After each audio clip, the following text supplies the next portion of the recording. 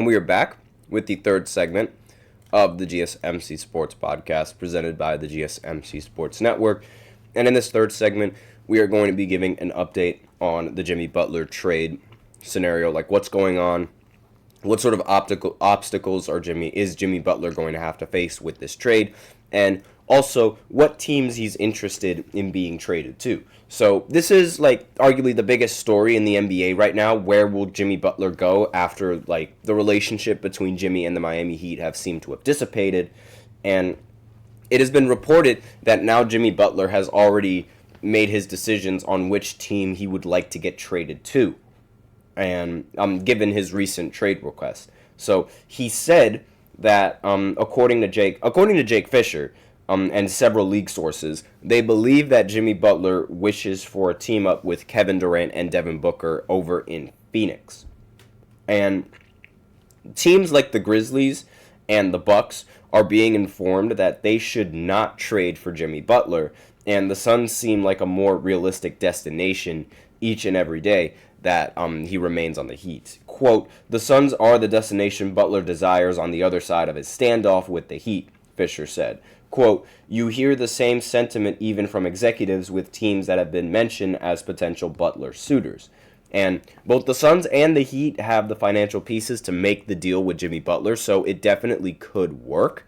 And let me just go ahead and read some of the comments. Ash Owen again, he says, "Penix looked good at the end of the season. No way the Browns keep Watson as a starter next year as well." That's also true, but again, I feel like that deal was more of a problem with what goes on with Watson off the court, more off the field, more so than it does with what Watson does on the field. Again, no one really expected Watson to have such a drastic fall off like he did. But again, still the worst contract in the history of the NFL, without a doubt. But back on the Jimmy Butler situation, again, they have the pieces to make the deal work, and it would likely end with a swap of Bradley Beal. But Beal's no trade clause could make this could make the deal all that more difficult, because Bradley Beal could just decide to waive that trade entirely. And while some reports have stated that the Heat are a team Beal could waive, his agent Mark Bartelstein, forgive me if I messed up that last name, released a statement saying there have been no discussions about trades with the Suns or any other team. Bradley's total focus is on helping the Suns turn things around, which is a little bit difficult considering how Bradley Beal is coming off of the bench. And let's be real here, do we really think that Bradley Beal wants to continue having a role that puts him on the bench? I don't think so. And the Suns and the Heat, they're two teams that are in desperate need of a change before the deadline. Miami is the 6th seed in the Eastern Conference, only one game above 500, and the Suns are currently in the 12th seed, completely out of the playoffs entirely as of right now. Butler could help reinvent Phoenix on both sides of the ball, while getting him out of Miami would kickstart a much-needed rebuild for the team. However, rebuilding with Bradley Beal, I think Bradley Beal has already done enough of that rebuilding in Washington, and he does not want to be a part of that again. So, very, very, very difficult scenario that Jimmy Butler is in right now with the Miami Heat. But I do think that Miami Heat, they do need to trade him, because if they will not trade him, then eventually Jimmy Butler is just going to leave in free agency. He could decline his player option, which would allow another team to sign him in free agency, and most likely, or unlikely, depends, there's going to be a team that is going to be willing to pay Jimmy Butler the money that he wants, as opposed to Miami that doesn't want to pay the money that Jimmy Butler wants. Ash owned Brock Osweiler, Russell Wilson, Derek Carr. We have seen it in the past. Yes, we've seen it in the past, but again, that doesn't necessarily mean that it was a good move. And for somebody who's, again, I still think that Russell Wilson, he has talent. Like, at the time that happened, I still believe that he had talent.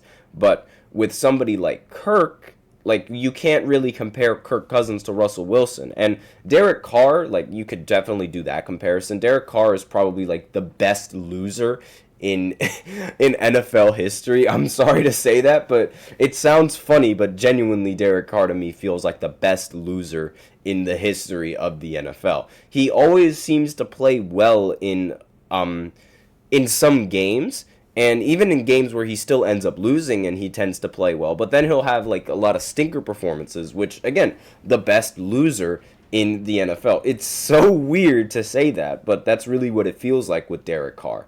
And I get it, we've seen it in the past, but again, drafting a quarterback that high, if you knew you were going to do that, I don't know why you end up paying a quarterback that much money. Like, that is a lot of money to be paying him. But anyways, back to the Jimmy Butler stuff. Again, Miami, they have to get rid of him. They have to trade him now. Like, they don't want to be in the same well, it ended up working out for the Clippers, like when the Clippers decided to just not pay Paul George and Paul George just walked. But you also have to think, like, the Clippers, they could have gotten pieces had they have traded Paul George before his contract expired. And it's better for you to get something out of a big-time free agent who was playing really well at that time. And Watson was awful before he got hurt. A lot of people were thinking that Watson was going to be like the next face of the league, that he was that guy, and that he was going to be a star quarterback in today's NFL, even before all of the off-court stuff happened. Like, and even then, when those field stuff, I keep saying off-court, I'm sorry. Even when those off-field stuff did happen, people still had faith that he was going to be a quarterback that was competent enough to maintain a starting position. But nobody, I guarantee you, nobody expected him to fall off like this. Nobody expected that. I mean, I didn't expect that. I'm glad that it did happen, however, but again, nobody expected Watson to fall off the way that he did. But again, you don't want to, in terms of basketball right now, you don't want to just let Jimmy Butler walk when you can get some sort of value out of him before he decides to leave. And whether or not Jimmy Butler is going to try and push them to make the deal is still remain to be seen. Because remember when Jimmy Butler was on Minnesota, when he was happy there for a minute, and then he was not happy there afterwards when he was playing with those young guys and their inability to play defense. He was screaming. He was mad. He was like, "You guys effing need me." And he ended up beating the starters with the third string, which is honestly one of the coolest things I think Jimmy Butler has ever done. Probably the best thing that he's ever done in his career. And he sort of forced his way out by, doing this, doing that. I remember there was this one instance when he was up against the Warriors on the Timberwolves, that the Warriors, they were like waving their towels in a circle, and Jimmy Butler ended up doing the exact same thing, letting everyone know that he wanted out. And how did the Heat win without Butler yesterday? My knowledge of basketball is limited.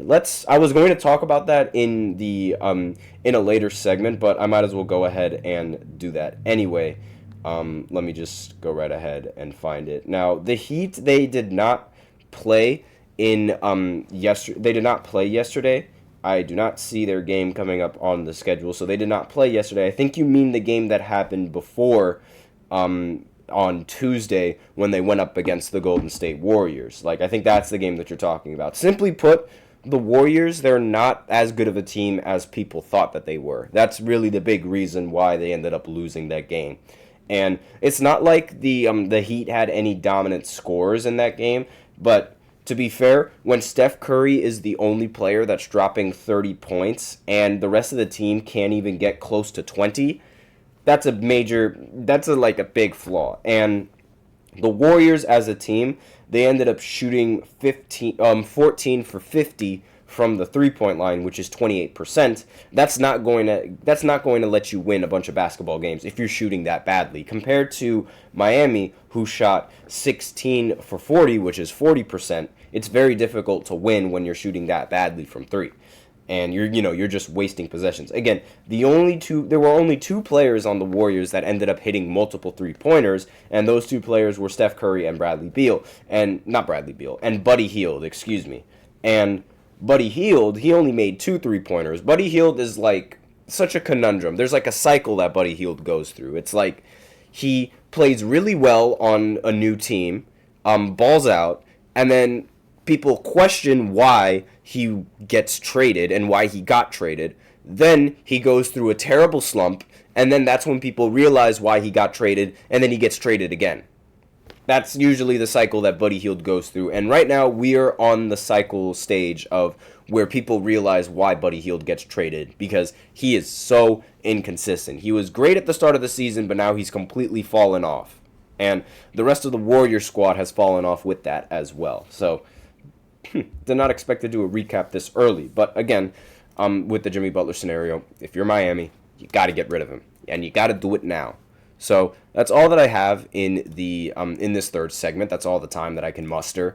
And now in the fourth segment, we are going to go ahead and talk about the what UCLA's head coach had to say after losing to Michigan and the Wolverines by almost 20 points. So we're going to talk about that because what he had to say was actually rather surprising. I did not expect him to go into a post-game interview with these comments. So I'll be right back after this short break. Be sure to stay tuned.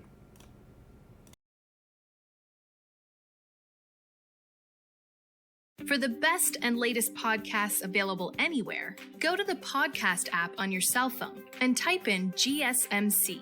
To access free content-rich podcasts on health and wellness, book reviews, sports, entertainment, relationships, social media, movies, technology, finance, and even weird news. Subscribe and download the GSMC Podcast Network's family of shows, available everywhere podcasts are found.